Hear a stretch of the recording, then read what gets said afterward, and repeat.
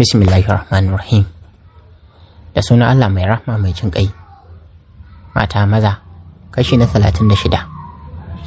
To jama'a, da farko dai da fatan kun yi sallah lafiya. Muna masu yin amfani da wannan dama domin mu yi wa 'yan uwa da abokan arziki farka da sallah, da fatan an sallata lafiya.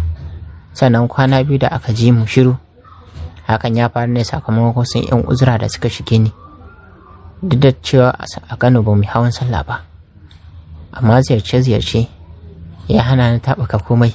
Ina mai ƙara ba ku haƙuri bisa ɗan tsaiko da aka samu, amma insha Allah yanzu mun dawo kenan, ba za mu tsaya ba har sai mun ƙarƙare wannan littafi. Bismillahirrahmanirrahim.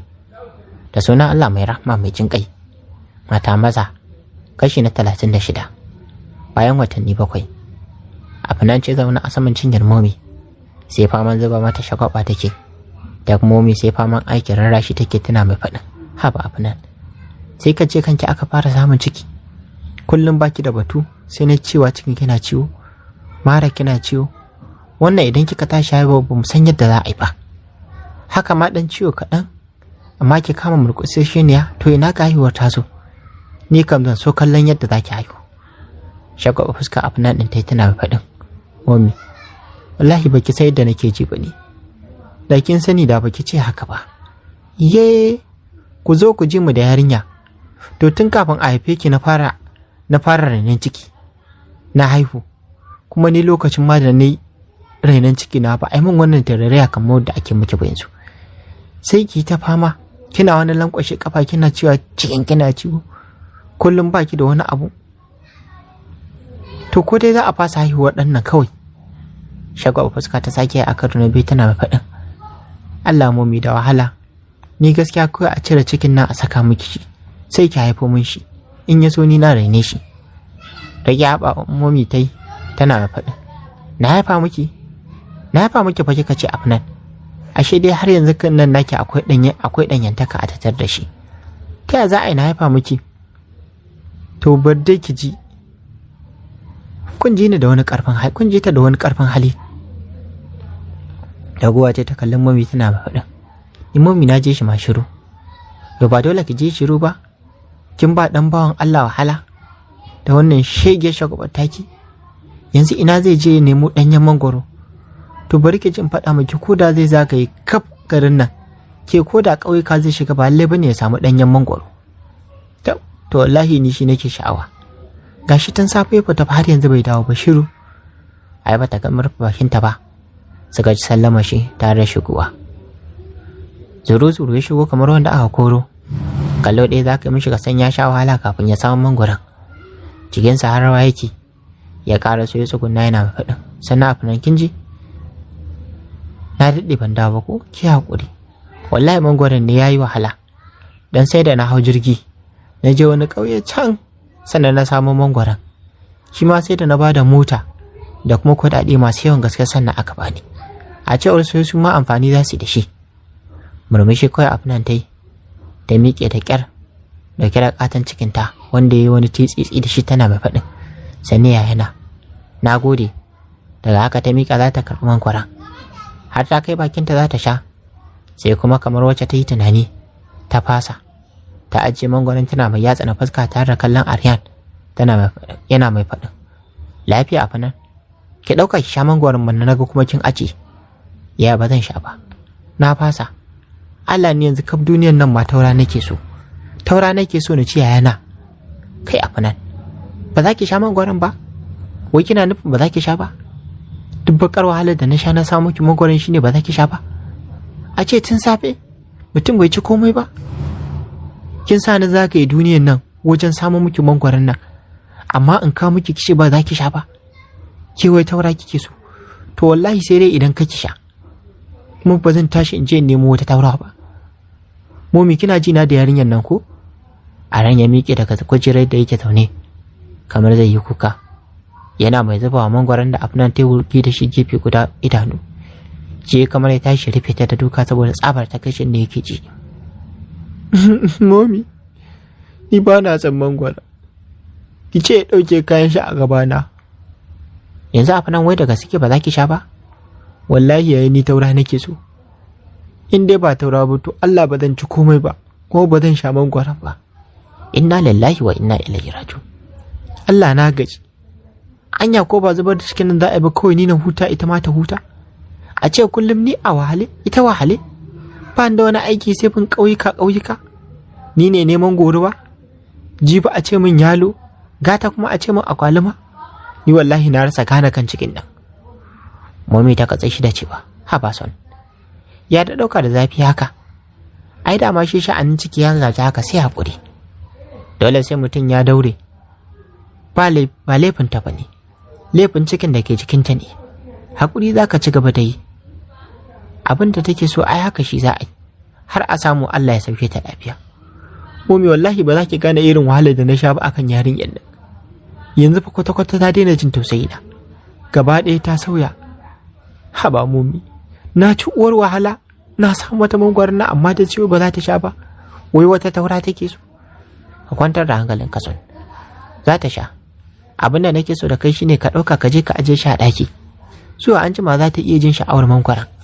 Kaga ba sai ka sake wahalar da kanka je ka nemo ba. To shikenan Mami.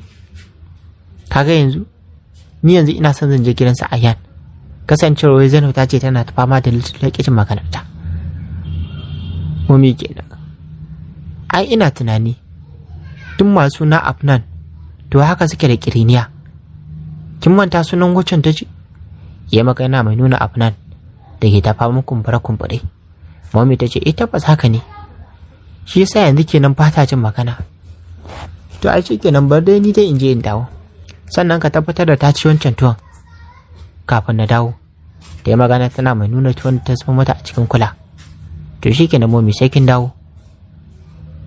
To ya faɗa yana mai kallon Afnan. Bayan shuɗewar watanni 2 kwanaki gudu suke. Hakika kwanaki babu ya wajen Allah.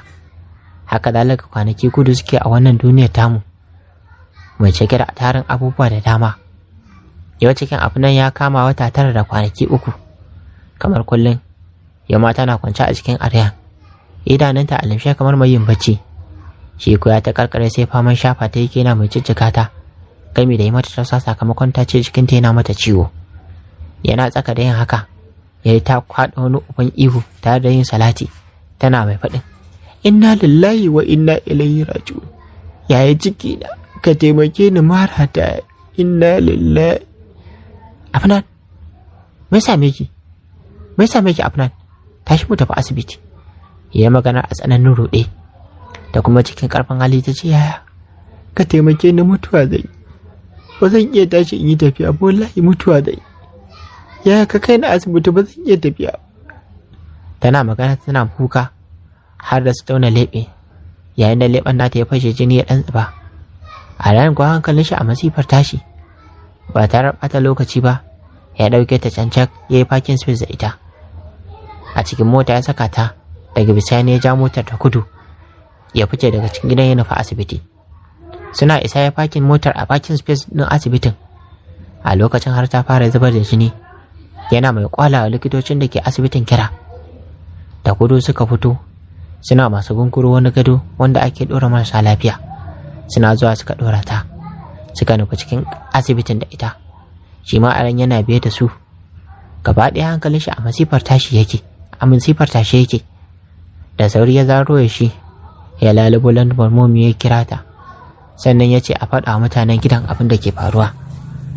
Aiko hankali a tashi aka shiga sanar da Ami, sannan aka faɗa wa Ayyan, Amir da dai sauran mutanen gidan. Babu ɓata lokaci suka ɗauki mota tare da Zainab da yarinyar ta wato Little Afnan suka taho asibitin. Lokacin kuma ɗan gidan Amir jariri ne bai wuce watanni 5 da haihuwa ba. To tunda suka shigo asibitin suka samu Aren ya haɗa kai da gwiwa.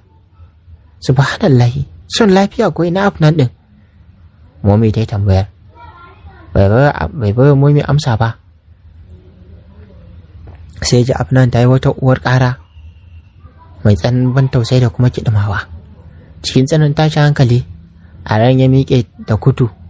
Kafin su Momi su ankara ya faɗa ɗakin yana mai kiran sunanta. Afnan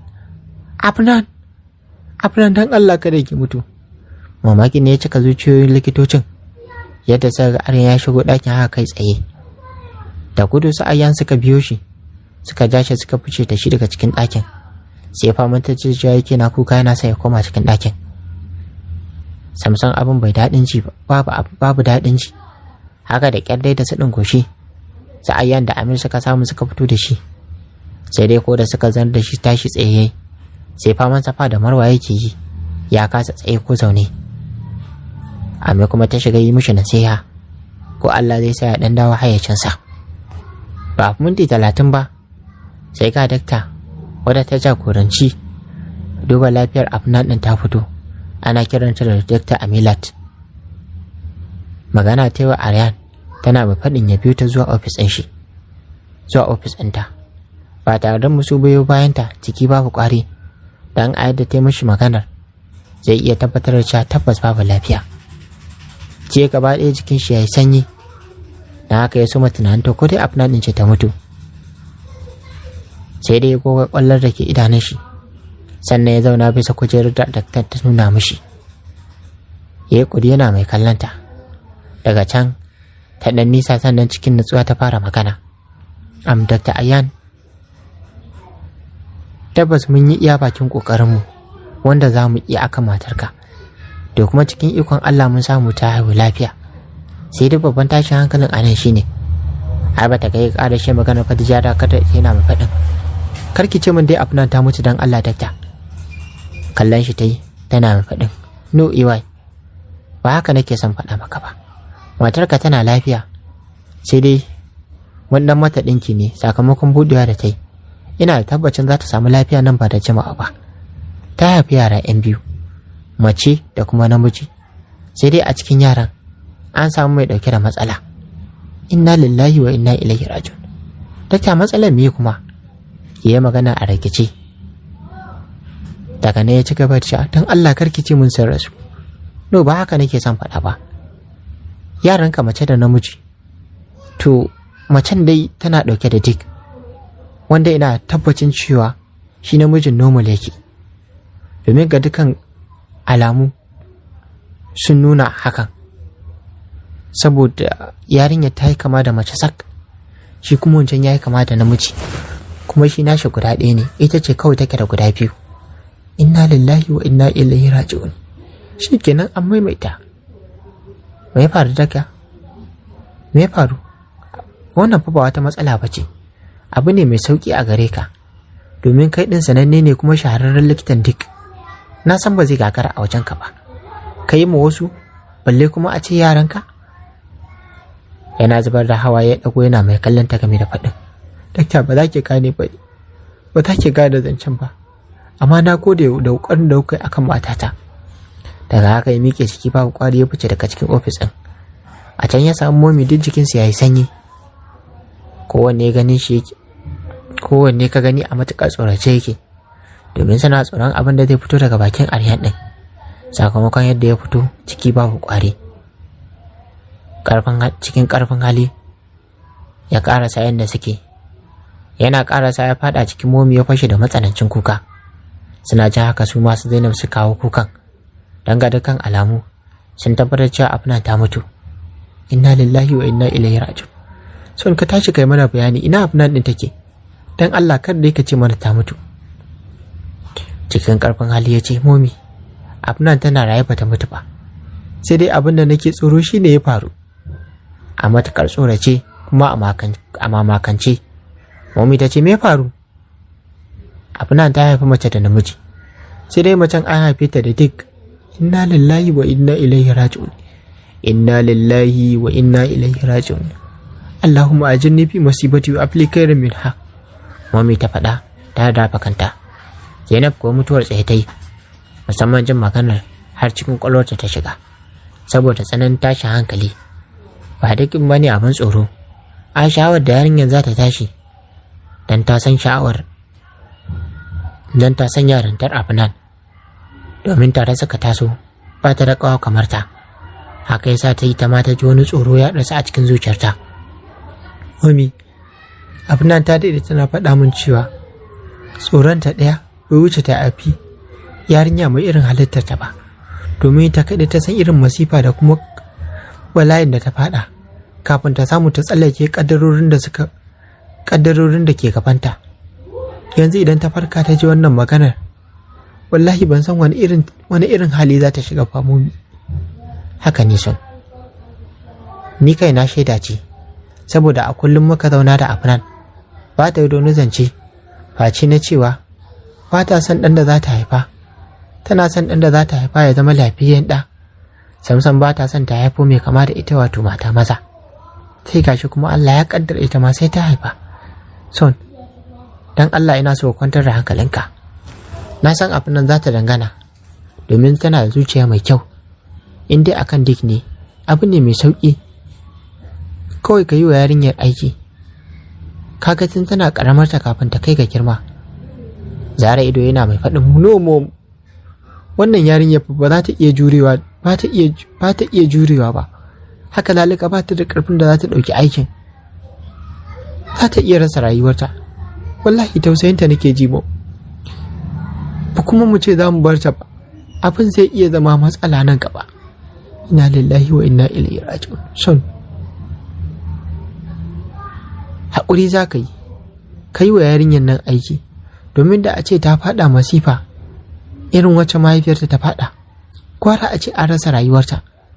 No mom, ba na son da rasa rayuwarta. Wallahi mom, ina jin soyarta a cikin zuciyarta duk da cewa ban ga yarinyar ba. Son, kada ka ce za ka fi son zuciyarka ka je ka cutar da yarinya. Ka fi kowa sanin wace ce, ka fi kowa sanin labarin Afnan, ba sai na faɗa maka ba. Da haka ka yi wa kanka adalci akan wannan al'amarin, ko kuma ka bari Afnan ɗin ta tashi sai ku yanke shawara akan abin da kuke ganin zai fishe ku. Suna tsaka da wannan zancen, likitar da ta jagoranci aikin ta fito daga cikin ɗakin. Har haɗa baki suke wajen faɗin dakta ya cikin Afnan ɗin. Da sauƙi, yanzu ma cikin ikon Allah ta farka, na haka tana buƙatar mijinta. A'a dakto, ba za mu samu damar shiga mu duka ba, a cewar Momi kenan. Marar lafiyar ba ta buƙatar hayaniya da yawa, shi ma dan ta dage akan sai ta gan shi ne, shi yasa za mu shiga da shi. Oke, shi kenan, son ta shiga ji. Dan Allah karka kuskura ka nuna mata wani abu a saman fuskar kaji, saboda hankalinta zai iya tashi.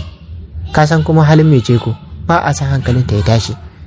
Insha Allah Momi, zan yi dukkan mai yiwuwa wajen kwantar mata da hankali. Daga haka ya miƙe bayan likitar. Yana shiga tare da ita zaune, tana share kwallon da ke zuba daga cikin idanunta.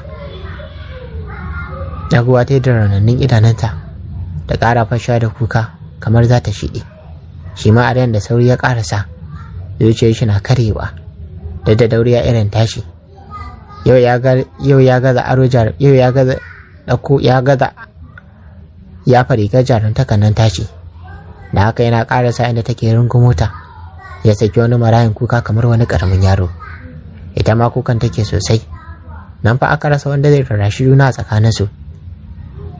Sai da ta yi mai isarta, shi ma ya mai isarsa, sannan ya ɗago da kansa, ya sa hannu yana mai ɗan babbaka bayan ta alamar rarrashi game da faɗin ki haƙuri Afnan, komai kika gani dama rubutaccen al'amari ne, kuma Allah yana jarraba imanin bayansa don yaga za su iya cinyewa, wanda dalilin haka ne yasa kika haifo mana wannan yarinyar. Shin ba ki ga kalar baiwar da Allah ya mana ba, ya azurta mu da yara har guda 2, to don me za mu butulce mishi akan yarinyar mu tana da wannan larura. Ya yi mana haka ne domin ya jarraba ƙarfin imanin mu. Na haka don Allah ki daina kukan nan, kin ji ko? Cikin kuka take cewa, yaya ta zan daina kuka? Me yasa? Bayan kai ma kukan kai da ya kamata a ce ka rarrashe ni kana kuka. Ko da yaushe kai kake bani ƙwarin gwiwa, amma yau na ga kana kuka. Yaya Dick ba? Ya ka san adadin masifin da na shiga saboda wannan Dick din? Ka san adadin tashin hankali da kuma jarabawa da na fuskanta? Haka zalika da iyayena suka fuskanta, sun fuskanci tashin hankali da ni kaina ban san iya adadin shi ba. Ta dalili na rayuwar iyayena ta salwanta, ta dalili na 'yan uwana suka salwanta, ta dalili na kawai ta dalilin an haife ni da dik. Yaya, ta dalilin da yan unguwanmu suka guje mu. Ban san iya adadin tashi hankalin da ni na shiga da kuma yayana ba. Yaya, ka dubi wannan abin. Me zai sa na so haihuwar mai dik? Dan Allah, wallahi ya ina son yarinyar can, amma ba na son duk inda take dauke da shi. Ta sake fashewa da wani sabon kukan. Sannan ta ci gaba da cewa, Allah sarki yayana a lokacin da na samu kaina a cikin wannan yanayi, shi ne wanda ya so ni, ya nuna min ƙauna, ya raine ni, ya bani farin ciki da ban taɓa manta da shi ba. Shi ne kuma gashi ta dalilin duk ɗin ya kamala ya kashe shi, kawai saboda yana son ya samu kuɗi da ni. Bawan Allah bai ci ba gani ba. Kullum burin shi shine na samu lafiya domin mu yi rayuwa cikin farin ciki. Kwata-kwata baya son damuwa ta ko kaɗan. Gashi yanzu ya bar duniyar ya bar ni. Ya isa haka abu nan. Ki daina kuka. Ko so yake ki ƙara a kanki damuwa? Dan Allah ki daina, kin ji ko? Ya isa haka. In dai ina wannan duniya Afnan, zan iya zama da ke ba tare da kowa ya so ni ba. Me zai sa na guje ki? Me zan sa na guje ki? Zan yi rayuwa da ki, kin ji ko? Da wannan yarinya da muka haifa. To dangin nawa ma suna santa. Ba ki ga yadda sa'amin suke tausaya mata ba. Kasancewar jinin mu ce. Shara hawayenta ta sannan ta ce, yaya, dan Allah ka yi wa wannan yarinya aiki tun kafin da girma. Tun kafin alamomi su fara bayyana a tattare da ita. Kallanta yana faɗin abu nan, ba zan iya wannan rashin imanin ba, ba zan iya ba. Ba na son na rasa rayuwarta. Kada fa ki manta, ke kanki da muka yi miki aikin da ƙyar muka samu, raina ke dawo. Dan a lokacin har sai da muka fidda rai da cewa za ki tashi. Afnan, ina son yarinyar nan, saboda jinin jikina ce. Dan Allah ki daina, kin ga karama ce ba za ta iya daukar aikin nan ba. Yaya, dan Allah ka taimaka. So kake ta girma ta zama abin kyama a cikin jama'a?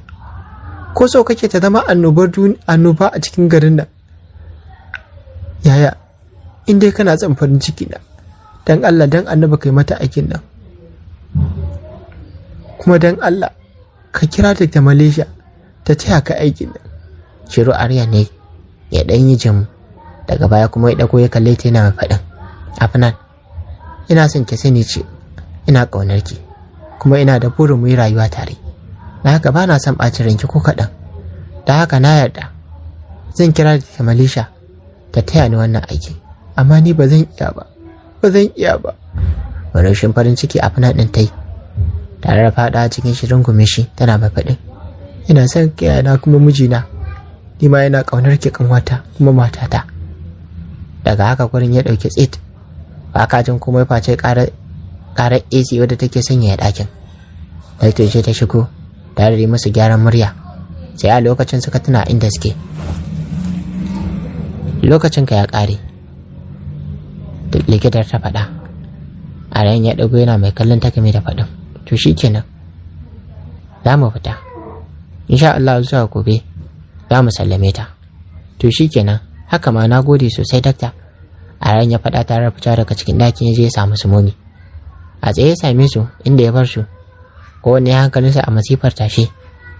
Amince ta taso tana mai faɗin, son ya cikin yartawa da sauki alhamdulillahi. To yaran naku fa ban samu damar ganin su ba har yanzu, amma dai an ce zuwa gobe za a sallame mu. Oke, to shikenan. Maganar aikin da aka ce fa wani hukunci kuka yanke? Ammi, na amince za a yi mata aikin, amma gaskiya ni ba zan iya ba. Amma makance suka kalle shi tare faɗin, to waye zai mata aikin? Gaba ɗaya suka haɗa baki suna masu tambayar shi. Dr. Malaysia ce ta ce wadda za ta yi masa aikin yau da daddare. To alhamdulillah, yanzu ka kira ta ne? A'a, ban kira ta ba, amma zuwa an jima zan kira ta. Oke. Suna tsaka da wannan maganar suka gano ta fito tare da yara guda biyu a hannunta, ta nufo inda suke. Sai da ta zo gab da su Momi sannan ta tsaya, suka tsaya suna masu cewa dakta ce. Kallon sai tana mai faɗin, dakta ce ta ce a baku yaran ku gani. Oke, to mun gode. A ran ya faɗa tare da mika hannu ya karɓi ɗayan. Ayyan shi ma ya amshi ɗayan. sannan nutsin ta juya ta bar wajen. Kallonsa ta kai kan yaron da ke hannunsa, ya tsira masa ido sosai. Sakamanninsa ɗaya da Afnan, sai dai yaron akwai ido wanda ya ɗauko blue eyes ɗin da kuma brown hair ɗin mahaifin shi. Kallon kan sai a nan da ya tabbatar da cewa wannan ita ce macen, namijin kuma shine wanda yake hannun Ayyan. Murmushi ya tayar da hamdala, yana mai ƙara godewa Allah, yana mai sake son jin yaron, yana mai sake jin wani sabon so na yaron yana shiga zuciyar shi. Sannan ya manna mata kisa yana faɗin, Allah ya baki lafiya mai daughter. La yaya, wallahi yaron nan sak kamar kai. Saurin kai idan shi kan yaron, yana mai kallon yaron da yake ta fama motsi da idanu. Limshar ranannun idanun shi yayi, sannan ya buɗe yana mai faɗin masha Allah, kamar sak Aryan. Murmushi Aryan ɗin yayi gami da cewa, a wannan karan dai Afnan zan dawo miki da masoyinki, ya faɗa daga cikin zuciyar shi ba tare da kowa ya ji ba. To ma sauraro, a yi haƙuri mu dakata a nan duba da halin lokaci, sai a tara a shi na gaba da ya ka cikin labarin da muke kawo muku na Afnan mata masa. Wannan ya fi kasar da ke kawo shirin channel tamu ta Hausa Nobel TV nake cewa ku danna mun subscribe, sannan ku ta wani alamar ƙarshen domin a dinga sanar ku samun sabon shiri. Kana ku ta wani alamar like domin ƙara mana ƙwarin gwiwa.